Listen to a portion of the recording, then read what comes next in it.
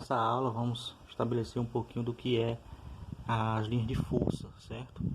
As linhas de força, né, elas têm a finalidade de indicar a presença do campo elétrico em certas regiões do espaço, certo?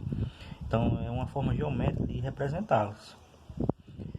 Você pode definir como sendo as linhas de força, ela sempre tangencia o vetor campo elétrico, tá certo?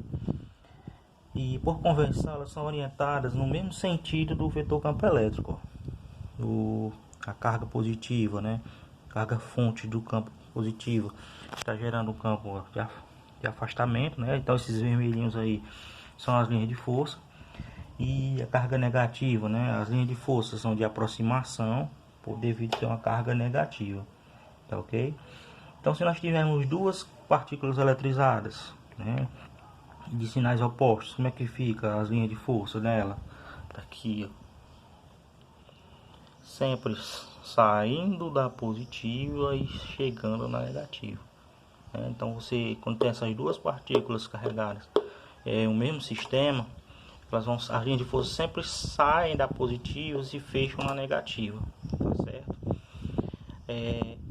Como é que eu faço para encontrar o vetor campo elétrico? O vetor campo elétrico ele sempre tangencia em cada ponto, ó, as linhas de força. Em cada ponto aqui, ó, o vetor campo elétrico ele vem tangenciando, beleza? Então é interessante mencionar para vocês que essas linhas de força, gente, elas servem para indicar essa presença do campo.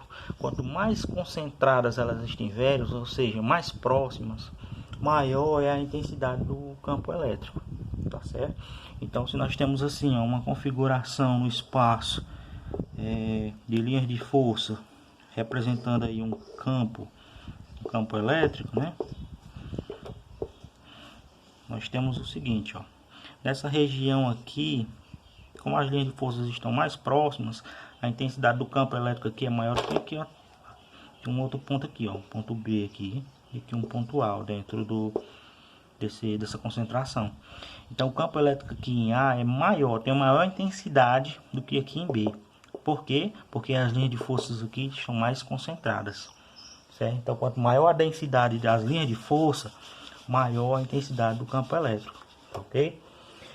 Outro detalhe importante para falar sobre linha de forças é que essas linhas de forças elas jamais fazem isso, ó, jamais se cruzam.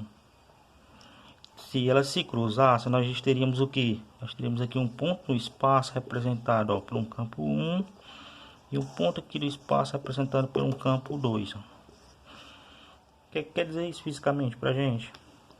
Quer dizer que nós temos um ponto do espaço com duas intensidades de campo elétricos no mesmo ponto, certo? Então isso não acontece na natureza. Nós não podemos ter um ponto na natureza com dois campos elétricos diferentes, certo? Então prestar atenção que essas densidades de linha de força, né, mesmo elas estando bem próximas, muito próximas, elas jamais se tocam, certo? Jamais se tocam, porque nós não podemos ter na natureza um ponto do campo elétrico com duas intensidades diferentes, certo? Então, sobre linhas de força, é isso que eu queria falar para vocês, beleza?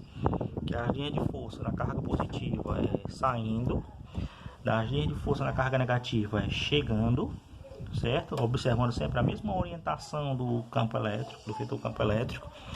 Quando nós temos aí um dipolo elétrico, né, dos cargas de sinais opostos, aí, as configurações da linha de força sempre saindo da positiva e se fechando na negativa, sempre observando isso. E a intensidade do vetor campo elétrico é sempre tangente a essa curva das linhas de força, beleza? E nunca, né, duas linhas de força se cruzam.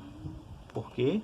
Porque se elas se cruzarem, nós teríamos um ponto no espaço com dois campos elétricos, né, diferentes, certo? E isso não acontece. beleza? Então, quanto mais próximas elas estiverem, as linhas de força, maior a intensidade do campo elétrico. Só que elas podem estar muito próximas, mas elas não podem se tocar, beleza? Valeu, um abraço.